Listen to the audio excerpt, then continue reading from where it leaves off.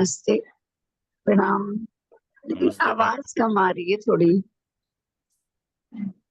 अ, अच्छा, मैं एक मिनट हेडफोन से हटा देती हूँ।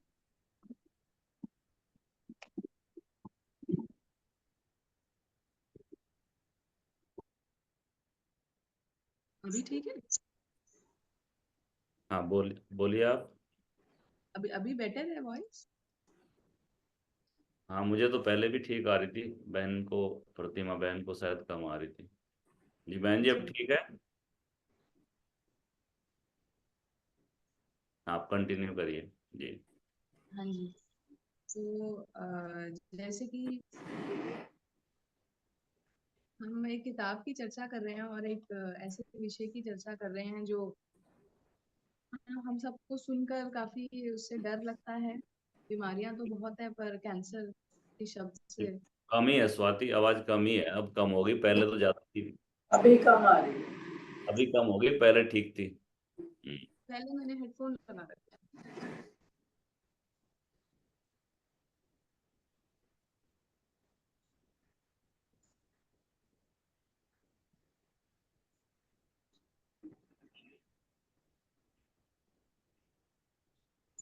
अभी थोड़ा बेटर हो। हाँ। अभी कम ही है। हाँ बोलिए। नहीं, ठीक है अभी हम। हाँ।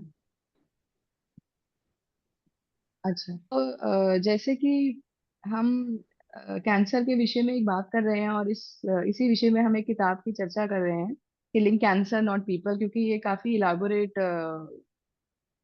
किताब है।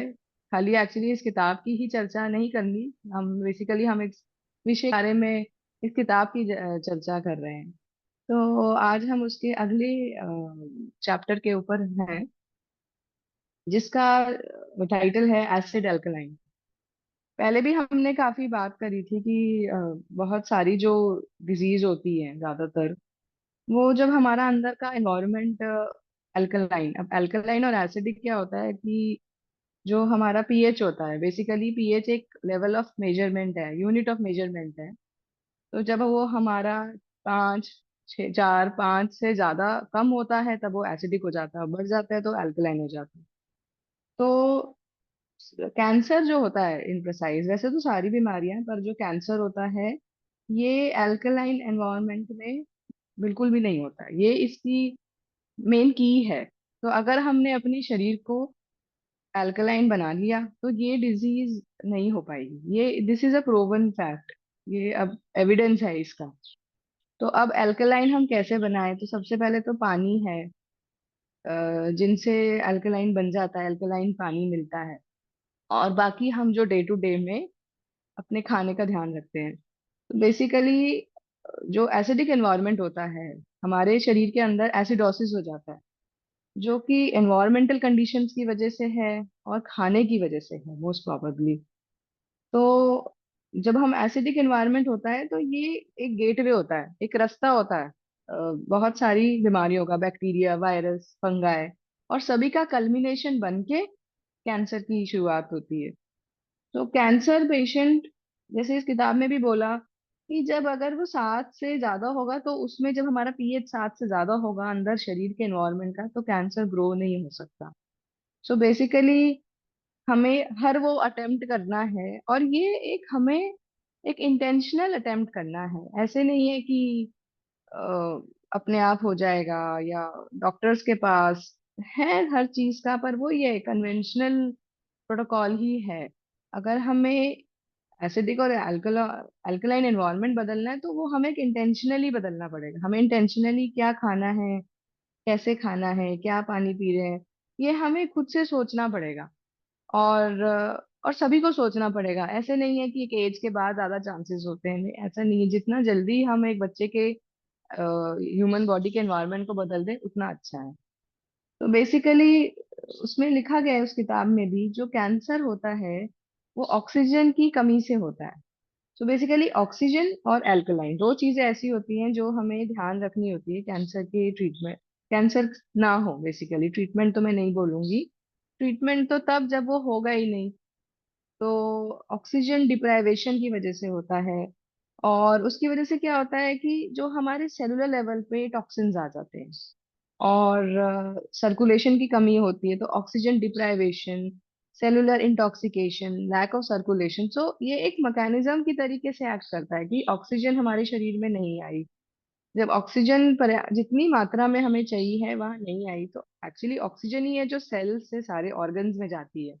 इसीलिए प्राणायाम को बार बार ही बोला जाता है कि वो रामबाण है।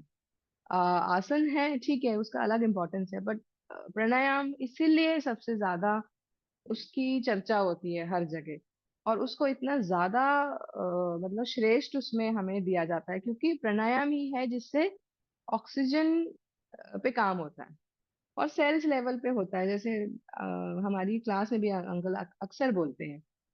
तो बेसिकली जो अल्कलाइन पोटेंशियल है, अब वो कैसे बने? पानी, यस डेफिनेटली 70% पानी है हमारे शरीर में। तो पानी का तो हमें बहुत ध्यान, सबसे ज्यादा उसी का ध्यान रखना पड़ेगा। उसके अलावा हम क्या खाते हैं? तो बेसिकली जब हम एक बैलेंस डाइट खाते हैं जिसमें सही मात्रा में सब कुछ है, मैं अभी बात करूंगी उसकी भी, तो उससे जो हमारे टॉक्सिन्स को बेसिकली सेलुलर लेवल पे जो टॉक्सिन्स को बाहर एक तरीके से बाहर भेजने के जो रास्ते हैं वो खुल जाते हैं। और सेल लेवल पे डैमेज नहीं होता है। बेसिकली कैंसर क्या है? सेल्स का म्यूटेशन है। एक ही तरीके के खतरनाक सेल्स बहुत ग्रो कर देते हैं, तो वो नहीं होता है। तो अगर हम हैबिचुअली कंज्यूम करें, एक हैबिट बनाएं हम कि हमें ये पानी ऐसा पीना है, फल खाने हैं, ये सब्जी खानी है, या नट्स खाने हैं, सीड्स खाने हैं, दालें खानी है, तेल है, तो वो एक हमारा, तब हमारी हम बोलेंगे कि हम अपने शरीर की तहसीब को बदल सकते हैं। अदरवाइज ये 1 या 2 दिन की बात नहीं है, ये तो हमें आदत बनानी पड़ेगी तब जाके, क्योंकि कैंसर भी कोई 1 या 2 दिन में तो होता नहीं है। तो इसी तरीके से जो खाने का पैटर्न है वो हमें खाना पीना, ये हमें एक अपनी दिनचर्या में जिस तरीके से हम सांस लेते हैं उसी तरीके से हम हमें समझना चाहिए। सो बेसिकली जब हमारा शरीर, अगर मैं बोलूं, या इन प्रोसाइज हमारे सेल्स जब अच्छे से नरिश्ड होते हैं, नरिश्ड मतलब उनको अच्छे से वो न्यूट्रिएंट्स मिल रहा है, ऑक्सीजन है, अल्कलाइन एनवायरनमेंट मिल रहा है, तो फिर इट इज ऑलमोस्ट इम्पॉसिबल। और हमें कैंसर में 3 चीजों का सबसे ज्यादा ध्यान रखना चाहिए कैंसर प्रिवेंशन में। हमें अपना शरीर अल्कलाइन बनाना है। हमें ऑक्सीजन की कमी क्या, ऑक्सीजन ज्यादा से ज्यादा होनी चाहिए, और इम्यून सिस्टम पे काम करते, क्योंकि कैंसर से फाइट करने में हमारा शरीर बहुत काम करता है। अब जैसे कि किसी भी डिजीज के लिए ऐसा नहीं है कि कैंसर एक हो गया, सेल्स हो गए, और बॉडी ने रिएक्ट कर लिया, ऐसा बिल्कुल नहीं है। बॉडी हर वो कोशिश करती है कि हमें डिजीज ना हो, तो उसके लिए तो हमें बॉडी का इम्यून सिस्टम पे काम करना है। तो बेसिकली 10 टिप्स उस किताब में बताए हैं जो कि हमारे इंडियन सिनेरियो में भी एप्लीकेबल हैं। सबसे पहले उन्होंने बोला कि हमें अपने माइक्रोवेव फेंक देना चाहिए किचन से बाहर। ये तो काफी मैंने भी बहुत वीडियोस देखे हैं सदगुरु जी के, और कई हमारे यहाँ जो फेमस पर्सनालिटीज हैं कहते हैं कि 4 घंटे में खाना खराब जाता है, तो जितना फ्रेश हो सके हमें वही खाना चाहिए। तो माइक्रोवेव का तो सवाल ही नहीं होता। बेसिकली उसमें भी यही बोला कि we should throw away the microwave from our kitchen, क्योंकि जो हमारे खाने में जितने भी एंजाइम्स होते हैं वो सारे, उनका स्ट्रक्चर बिगड़ जाता है, और बिगड़ के वो एक कार्सिनोजेनिक फॉर्म ले लेता है। तो जहां तक हो सके, और इसके चर्चा में मैं एक चीज बोलूंगी, जब हम ऑफिस जाते हैं, हमें यूजुअली हम अपने वर्क प्लेस पे जाते हैं, चाहे बड़े हो चाहे छोटे हो, कोई भी हो, बच्चा हो, एक ये हेल्दी प्रैक्टिस बनानी चाहिए कि सुबह के टाइम का ही खाना लेके, चाहे वो सर्दी हो चाहे गर्मी हो। और ऑफिस में या बच्चों को तो एक्सेस नहीं होता है, बट कभी भी हमें माइक्रोवेव में उसको रीहीट नहीं करना चाहिए। इनफैक्ट उसे कोई टिफिन बॉक्स में भी जैसा है वैसे ही हमें खाने की होना चाहिए, और ऐसे ही सेम इज रात को फ्रेश खाना चाहिए सबसे पहले तो। और दूसरा था इसमें 80% रॉ फूड। तो जब हम पूरे दिन में खाना खाते हैं, सब्जियां हैं या दाल है या सैलेड्स हैं, फ्रूट्स हैं, हमें ये सोचना चाहिए कि हम रॉ कितना खा रहे हैं। और अगर हम रॉ हमारे हिसाब से कम खा रहे हैं, क्योंकि 80% थोड़ा डिफिकल्ट है, थोड़ा चैलेंजिंग है, पर इम्पॉसिबल तो नहीं है। तो हमें ही तो ये अपनी, जब हमें फूड प्लेट हम बनाए कि आज क्या है, तो हमें ये देखना चाहिए कि हमने रॉ क्या खाया। तो जितना मैक्सिमम हो सके, 80% नहीं तो कम से कम आधी प्लेट तो हमें रॉ खानी चाहिए। रॉ में सैलेड्स आएंगे, या हमारा कोई फ्रेश जूस आएगा, या हमारी सब्जियां आएंगी रॉ। तो तीसरा है इम्पोर्टेंट, हमें एल्यूमिनियम कुकवेयर, आई थिंक ये तो सबको ही पता है। स्टील अब फिर से बहुत ज्यादा हमारे इंडियन कुकिंग में तो पहले भी यूज होता था, बीच में थोड़ा हमारी कोटिंग और काफी सारी एल्यूमिनियम कुकवेयर हमें बिल्कुल भी किचन में यूज नहीं करना चाहिए। आई थिंक जितने भी यहाँ पर हैं सबको ही पता है, ये मैं कोई नई चीज नहीं बता रही हूँ, but it is actually very dangerous. Aluminium cookware हमें अपनी किचन से बाहर डाल देना चाहिए। देन चौथा पॉइंट था ईट सर्टिफाइड ऑर्गेनिक।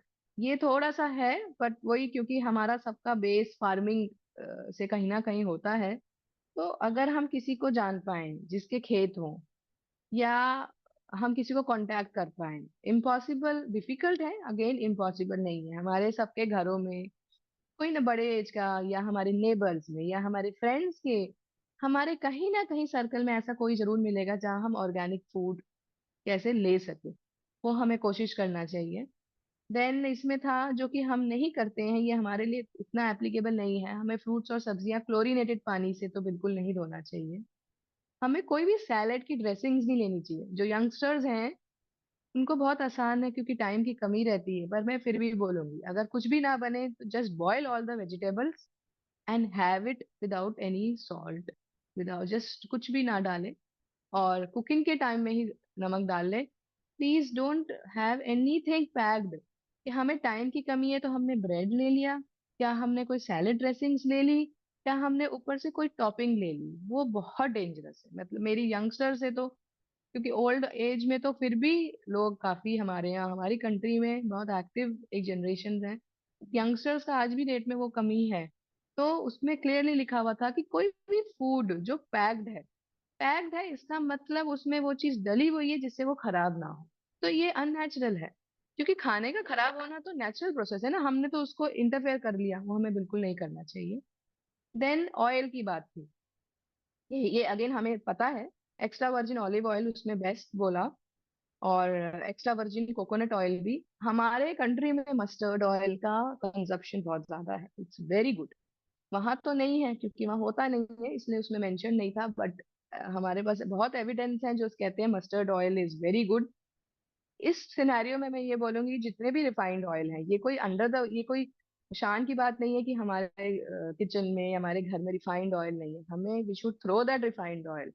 ये लोगों के यहाँ मैंने देखा है, शान एक प्रेस्टीज सिंबल भी होता है कि अच्छा रिफाइंड ऑयल, मस्टर्ड ऑयल, ऐसा कुछ नहीं है। तो आप सब चीज मस्टर्ड ऑयल में कुक करिए, रिफाइंड ऑयल को तो फेंक दीजिए। या तो ऑलिव ऑयल एक्स्ट्रा वर्जिन, वो भी अच्छी उसका कंपनी का ब्रांड का जो डायरेक्टली स्पेन से, या फिर mustard oil, nothing in between. Then no refined flour. अब रिफाइंड फ्लावर हमें लगेगा कि मैदा होता है, वो मैदा हर चीज में होता है, हमारे बिस्किट्स में, ब्रेड्स में। अगर इसमें आए कि व्हीट ब्रेड है, बट मैंने खुद भी ट्राई करा है, जब हम घर में ब्रेड बनाते हैं और जब हम विदाउट शुगर डालते हैं वो ब्रेड खाई नहीं जाती। तो जो मार्केट में हम मैदा की ब्रेड बोलते हैं, विदाउट मैदा की, आई एम सॉरी, अगर हम व्हीट ब्रेड बोलते हैं उसमें बहुत चीनी होती है। तो ब्रेड सोच के कि ये हल्का खाना है, बिल्कुल हल्का नहीं है। हमारी एक चपाती जो हमने अपने हाथ से सामने बनाई है, that will be much better than 2 pieces और 4 पीसेस ऑफ ब्रेड। और कुछ नहीं तो फिर खिचड़ी तो अल्टीमेट है ही। तो हमें खुद सोचना चाहिए कि ये नहीं है कि मतलब बाहर से बेसिकली जो भी हम ला रहे हैं वो it's not healthy. Then biscuits. Then no white potatoes, white rice. White rice, white potatoes हमारे किचन में बहुत इंपॉर्टेंट पार्ट होता है। कोशिश करके, नॉर्थ में अगेन ये कस्टम थोड़ा ज्यादा है, हमारे western part of India, even eastern part of India में हर सब्जी में आलू तो नहीं डलता है, आलू की सब्जी अलग होती है। तो ये भी हमें सोचना चाहिए कि इसकी सब्जी अलग है, ये एक अलग सब्जी का पार्ट है, it is not a combination. Then हमें कोई भी ऐसे फल नहीं खाने चाहिए जिसमें फ्रैंक शुगर है। उसमें बात हुई हमारी, जैसे मैंगो की मैंने बात बोली थी, ऐसा नहीं है, अब सीजन है, हमें खाना चाहिए बट बहुत ज्यादा एक्सेस में नहीं। अगेन बच्चों के लिए फिर भी ठीक है। तो फ्रूट्स जो इन्होंने बोला that was lemon, avocado. Avocado again youngsters को और जितने भी यहाँ हैं आई थिंक सबको पता होगा। पर जरूरी नहीं है कि अब ये फल हमारे यहाँ नहीं है तो हमें बाहर से मंगवाना है। हम लेमन ले सकते हैं, माल्टा आता है हमारे यहाँ, मौसमी बहुत अच्छी होती है, तो हम सब्स्टिट्यूट कर सकते हैं। एवोकाडो में एक्चुअली जो अमीनो एसिड्स होते हैं वो नहीं होते हैं। तो अगर हम जितने भी ये बाहर के फ्रूट्स हैं, मैं ये नहीं बोलूंगी बहुत ज्यादा, बट क्योंकि ये बाहर से आ रहे हैं, एक्सपोर्ट से आ रहे हैं, उन्होंने भी कुछ उनका स्टोरेज करा होगा, तो कम से कम महीने में एक बारी ऐसा हम कर सकते हैं। Then no meat, no milk, ये हमने लास्ट टाइम ही बात करी थी। अब बात है कि हम क्या खाएं। तो क्या खाएं की लिस्ट काफी लंबी है। उन्होंने अपने हिसाब से उसमें डाला है जो कि हमारे यहाँ भी है। स्पेसिफिकली वेजिटेबल्स जो अल्कलाइन है, सबसे पहले उन्होंने बोला स्पिनिच, जो कि पालक, वो बहुत अल्कलाइन है। वो हम सबको ही पता है, हमारे यहाँ काफी खाया जाता है। बट मैंने खुद ऐसे ऑब्जर्वेशंस हुए हैं जब मैं के सब्जी वाले के पास हम जाते हैं, इवन एल्डरली भी हमारे यहाँ ऐसे हैं, मैंने खुद ये देखा है कि वो ही बोलते हैं अगर अच्छा कल भी हमने तोरी खाया था, आज भी हमने ये खाएंगे, तो रोज वही सब्जियां, यू नो। तो जब ये, मैं एक्चुअली एक दिन शॉक थी कि अगर कोई एल्डरली, कोई अच्छा 60 इयर्स का कोई ये बात करेगा आपस में कि हमने कल अगर बॉटल गार्ड खाया था, आज हमने ये टिंडा खाया है, या तो फिर जब आपस में बड़े ये बात कर रहे हैं तो बच्चों को में तो वो चीज आ ही नहीं सकती। तो पहले बड़ों को एक्सेप्ट करना है, हर चीज लानी है, बच्चे के लिए कोई सब्स्टिट्यूट नहीं बनाना है। जो आजकल पैटर्न है कि अच्छा ये नहीं खाना है, तुम ये नहीं खाओगे तो ये बना देंगे, ऐसा कुछ नहीं है। आई थिंक जब हम लोग भी छोटे थे तो हमारे पेरेंट्स ने तो इतना टाइम नहीं होता था, रिसोर्सेज नहीं है, तो आई थिंक वो पैटर्न बहुत सिंपल था कि जो है यही है, ये मौसम की सब्जी है और यही बनेगी। So I think that is a strict protocol जो कि घर में होना चाहिए। ब्रोकली, ब्रोकली सर्दियों में हमारे यहाँ बहुत मिलती है, आजकल भी मिलती है ऑल सीजन, बट सर्दियों में बहुत है। स्पेसिफिकली उन्होंने बात करी रेड येलो पेपर्स की, जो लाल पीली शिमला मिर्च होती है, आई थिंक वो सबको पता होगा, वेरी हाई इन एंटीऑक्सीडेंट्स। उनको तो बस धो के, और आप हल्का सा ऑयल भी ना डालें उसको, हल्का सा एक बूंद ऑयल में हल्का सा डाल देंगे, वो तो कच्ची खा सकते हैं। सो देन कैरेट, कैरेट्स उन्होंने स्पेसिफिकली बोला 1 glass of carrot juice is very high in anti cancer.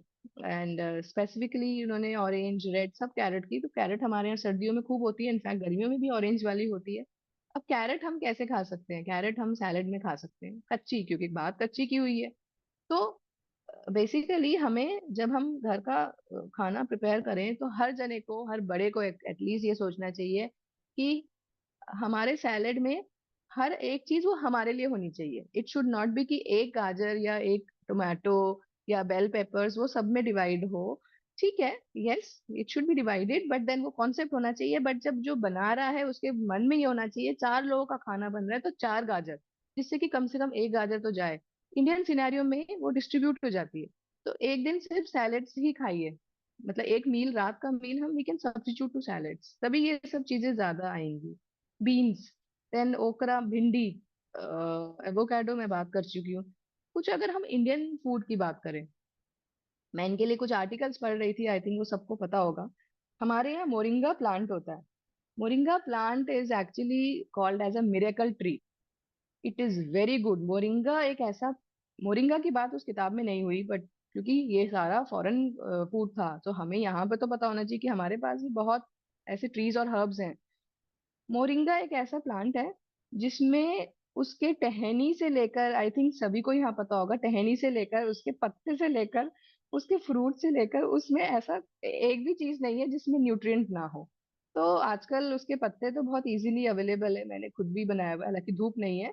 But then as and when moringa के पत्तों को तोड़ के, ड्रम स्टिक्स तो हम सब खाते हैं बट इतना तो नहीं खाते हैं, तो जब हम वो पाउडर फॉर्म में बना लेते हैं तो उसका इंटेक बहुत ज्यादा हो जाता है।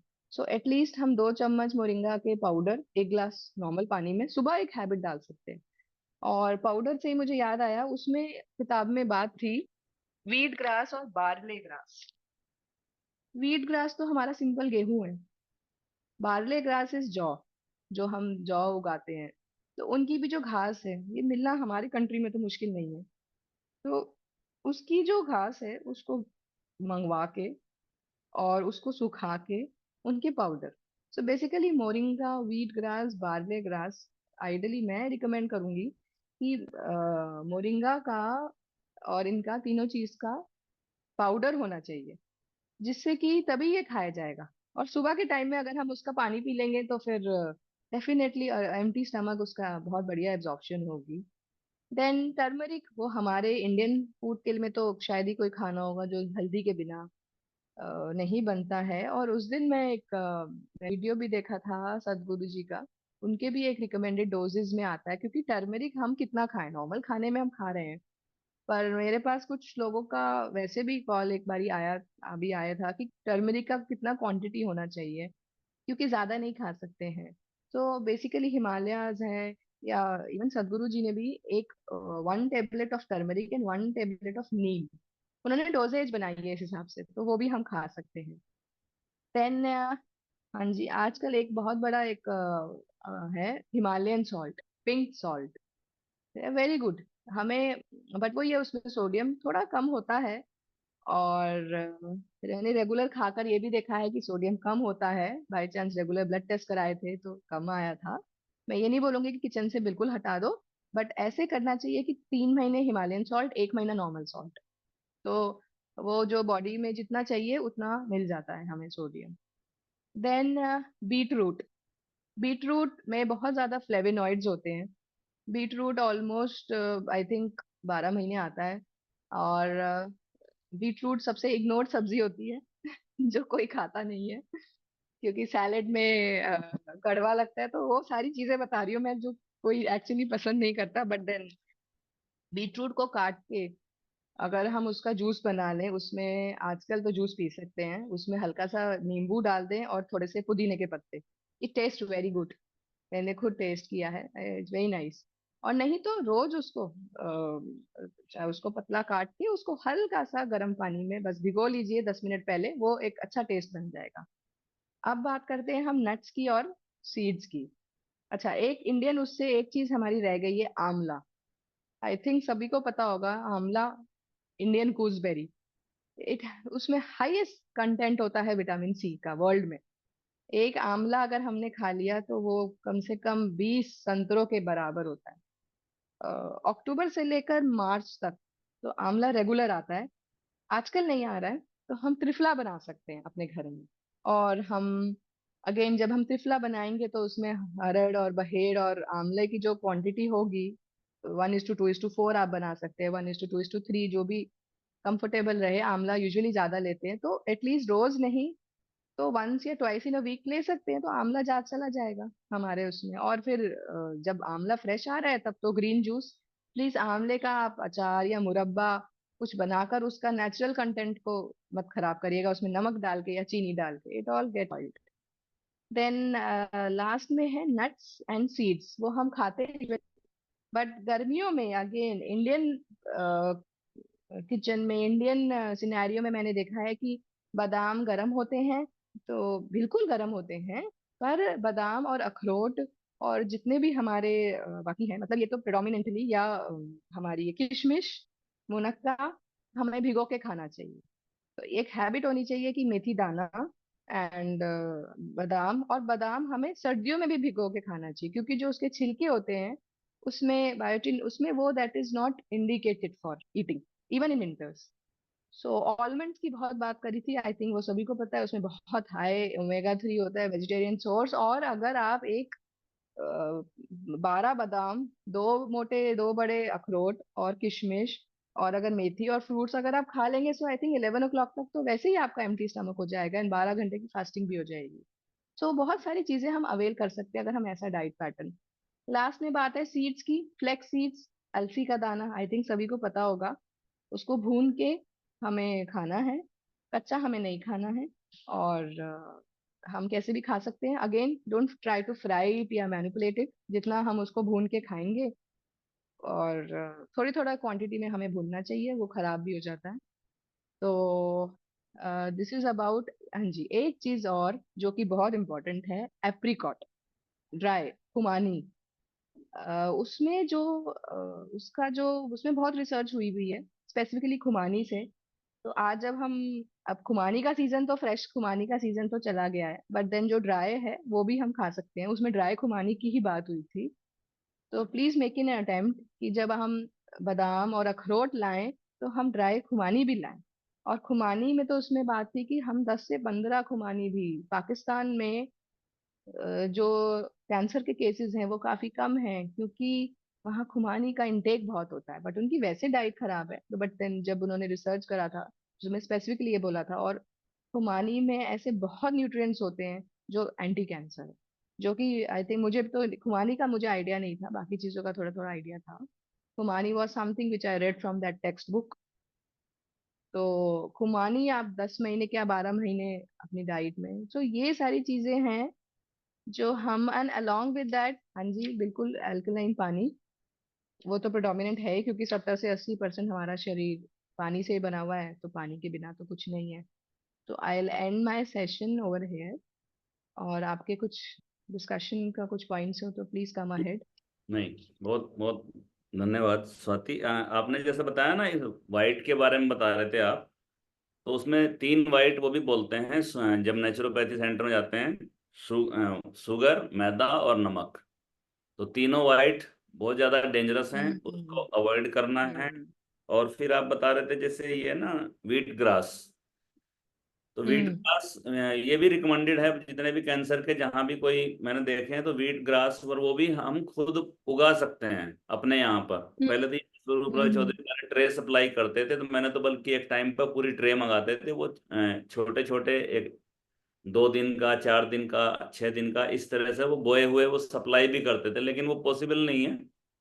तो अपने हम्म आप ही उसको उगा सकते हैं, अगर देखिए क्या जरूरत है और कोई पेशेंट है ऐसे। और ये इसमें जो जो कहते हैं ना, हमारा ये हीमोग्लोबिन जो कम हो रहा है, उसमें भी व्हीट ग्रास बहुत ज्यादा इफेक्टिव है। तो वो गमले में बो के उसको हम रेगुलरली उसको यूज कर सकते हैं। एक आप जो बता रहे थे एंटीऑक्सीडेंट के लिए, पीला कद्दू, उसमें भी हम्म एंटीऑक्सीडेंट बहुत हाई है, तो हम्म उसको भी हम ले सकते हैं। और एक चीज जो आपने बताई, अलसी, अलसी आपने बताया, मैंने भी फ्लेक्सीड्स। पढ़ा था। अलसी, हाँ, अलसी भी, फ्लेक्सीड जो है ये भी बहुत बेहतरीन है, लेकिन पहले मैंने भी पढ़ा था यही कि उसको थोड़ा भून के लेना चाहिए। अच्छा। और हाँ हाँ, जी, हाँ जी। और उसको ये भी बताया था कि उन्होंने 3-4 दिन से ज्यादा का नहीं भून के रखना चाहिए, उतना भून लो उतना ही पाउडर बनाओ और उसको ले लो, एक्चुअली लेकिन इसके लिए 2-3 रिसर्च है। कुछ जगह ये बोलते हैं कि इसे हल्का सा भूनना चाहिए, हाँ कुछ हाँ जगह हाँ, ये बोलते हैं कि इसे बिल्कुल नहीं भूनना चाहिए, कुछ जगह बोलते हैं इसे बिल्कुल भूनना चाहिए। तो इसके लिए मैंने एक्चुअली में अभी नहीं, मैंने पहले भी आर्टिकल्स पढ़े हैं, क्योंकि जी हम जी, जब खुद खाते हैं तो पता होना चाहिए कैसे खाएं। तो बिल्कुल। हाँ, इसको उसको अब आप बताइए। मेरे ख्याल से उसमें ज्यादा फर्क नहीं पड़ता, लेकिन हाँ एक बात है, अगर हम भूनेंगे तो उसके जो कुछ तत्व तो खत्म होते ही है। नेचुरलिटी चीज तो कुछ ना कुछ, जो उसका नेचुरल है वो तो कुछ ना कुछ जाएगा ही। तो अगर तो खाने में दिक्कत होती है तो उसका हम पाउडर बनाकर अपने आटे में डाल सकते हैं, हाँ हाँ या हाँ, जितनी, जैसे एक जने का रोटी है तो फिर 2 चम्मच, अभी पूनम जितनी बहन, ऐसे। जी पूनम बहन अभी बोल रहे थे ना घुटने के लिए, तो उनको मैंने अभी थोड़ी देर पहले ही मैसेज किया। वो 4 चीजें, कद्दू का बीज, सफेद तिल, और हम्म सूरजमुखी के बीज, और अलसी, वो चारों हम्म चीजें जो हैं ये कैल्शियम के लिए नेचुरल हैं। इसको क्या करना, पाउडर बनाना है, और 1 चम्मच उसको भिगो देना है। रात में पानी में भिगोएं तो सुबह ले लें, और सुबह भिगोएं तो रात को ले लें। ये जैसे कैल्शियम की कमी हो रही है, घुटनी पेन हो रहा है, बाकी तो एक्सरसाइज वगैरह तो करेंगे, उससे तो बेनिफिट है ही है। प्राणायाम तो बेस्ट है। कैल्शियम मुनक्का में भी बहुत है, एक्चुअली मुनक्का में भी बहुत होता है, बहुत हाँ, होता है कैल्शियम ना। मुनक्का, हाई इन कैल्शियम। हम्म। चलिए, आज का सेशन बहुत शानदार रहा, और आज तो बहुत ज़्यादा इन्फॉर्मेशन मिली। जैसे ये माइक्रोवेव, वो बड़ा थोड़ा सा स्टैंडर्ड समझते हैं ना, माइक्रोवेव में रख के हमने खाना गर्म कर लिया, तो जहाँ स्टैंडर्ड आ रहा है स्टील के समझ बर्तन में, हाँ, स्टील के हाँ, बर्तन। बिल्कुल। एल्यूमिनियम तो खैर बहुत पहले से बंद हो गया। और ये एल्यूमिनियम, जो राजीव दीक्षित जी को अगर किसी ने सुना हो, तो बोलते थे, बताते थे कि जो हम ये कैदी रखते थे ना पहले टाइम में, जितने प्रिजनर थे जो स्वतंत्रता सेनानी थे, वहां पे उनको जानबूझ के एल्यूमिनियम के बर्तन में खाना दिया जाता था, ताकि उनको धीरे धीरे पॉइजन जाए वो। तो बहुत बढ़िया रहा। एनिमल प्रोडक्ट आपने बता ही दिया आज, बाकी ऑयल का भी बताया। और काफी लोगों का ये आया है कि हम ऑयल को पकाने में ना डालें, मतलब वो कह रहे कढ़ाई मत रखो घर में, ऐसा बोलते हैं, हाँ कढ़ाई रखोगे तो आप तलोगे। तो कह रहे कि जैसे आप घी भी लेना है तो आप ऊपर से डाल लें बाद में, और उसमें मिनिमम करें। एक्चुअली घी, हाँ जी, घी सबको लगता है कि इट इज डेंजरस, बट अगर घी हमें ऑर्गेनिक है तो बॉईल करके ऊपर से हल्का सा डाल के बेस्ट है। मतलब वो कह रहे दैट हैं इज तलना बेस्ट। नहीं, कोई भी हम चीज बर्न नहीं करना बना लेना, चाहिए। तो तेल को भी हम्म। अगर उसको अवॉइड किया जाए, और तेल अगर हम जैसे खाना बनाते हैं घर में, जिनको हार्ट की समस्या या ब्लॉकेज है या जब 50+ हैं, तो बिना तेल के भी खाना वही सेम स्वाद का बनता है, तेल की जरूरत है नहीं। एक्चुअली क्या है, तेल जब पहले यूज होता था तब हमारी उस तरह से फिजिकल मेहनत थी, उस टाइम फिजिकल हम उतना बिल्कुल। करते थे, तो आजकल फिजिकल है नहीं, तो हम उसको डाइजेस्ट करने की हमारे अंदर अब कैपेसिटी है नहीं। वैसे तो मैंने कल भी बोला था कि घूमना शुरू करें, अगर जो भी जिनके पास काम नहीं है, रिटायर्ड हैं या वैसे हैं, तो वो घूमें जरूर, आधा घंटा 1 घंटा चलना जो है वो बहुत अच्छा है। तो थैंक यू स्वाति, और किसी का कुछ है तो आप बोल सकते हैं, पूछ सकते हैं, किसी को कुछ स्वाति से पूछना है तो। जी। ओम भाई साहब, जैसे अलसी को भूनना नहीं चाहिए, वैसे तिल का भी है कि उसको भी ज्यादा भूनना नहीं चाहिए। तिल को हाँ, भी आप वाइट जो तिल होता है ना, उसको ऐसे खाए, बिना तिल भूने तो ही। एक्चुअली हम खा सकते हैं, ऊपर से हाँ, डाल सकते हैं ऊपर किसी से भी डाल चीज में। सकते हैं, किसी में भी आप किसी सब्जी बनाए उसमें भी डाल सकते हैं, आलू हाँ। के जो भी आप खाते हैं, मतलब एटलीस्ट कोई भी सब्जी खा रहे हैं उसमें डाल सकते हैं। और ये व्हीट ग्रास का तो मैंने खुद अपने बेटे को दिया था, मैंने 7 गमलों में बोया था घर अच्छा। में। और उसको डेली हम्म। मॉर्निंग में ना मैं निकाल के उसके साथ तुलसी डालकर और जूस उसको देती थी। रिकवरी के लिए उसकी, आफ्टर कैंसर मैंने उसको डेली पिलाया है। तो 1 महीने तक ओके। मैंने उसको दिया है। क्या तो बेटे को? ऐसे मैम मैंने जूस के सात फॉर्म में? गमलों में बे के रखा था। हाँ, उसको जैसे मैं मिक्सी में चर्न कर देती थी ओके। और उसमें तुलसी पत्ते डाल के और उसको वो जूस पिला देती थी मॉर्निंग में। हाँ हाँ। अर्ली मॉर्निंग मतलब खाली पेट दे देती थी। क्या तो बेटे को? मुझे लगा कि रिकवरी के लिए उसके लिए बहुत स्ट्रेंथ हम्म। मिली उसको उससे। प्रतिमा तो बहन, जी। आपके बेटे को क्या बताया आपने? जी, उसको हुआ था अभी जब 18 साल का था तब उसको हुआ था कैंसर। तो अभी कितने साल का है वो? हाँ, अभी तो हो गया 30 साल, मतलब टाइम हो गया अभी तो। तो उसको किस टाइम जगह था? हुआ। हाँ जी। आपने फिर ट्रीटमेंट क्या लिया था उस टाइम पर?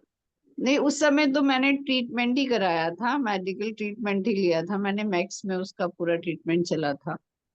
हाँ, फिर तो भी आप ना इन चीजों को आप कंटिन्यूएशन में रखिए, जितने आज ये स्वाति ने बताई है ना सारी चीजें, क्योंकि देखिए क्या है हाँ, कि नहीं वो मैं ध्यान रखती हूँ भाई साहब उस चीजों का।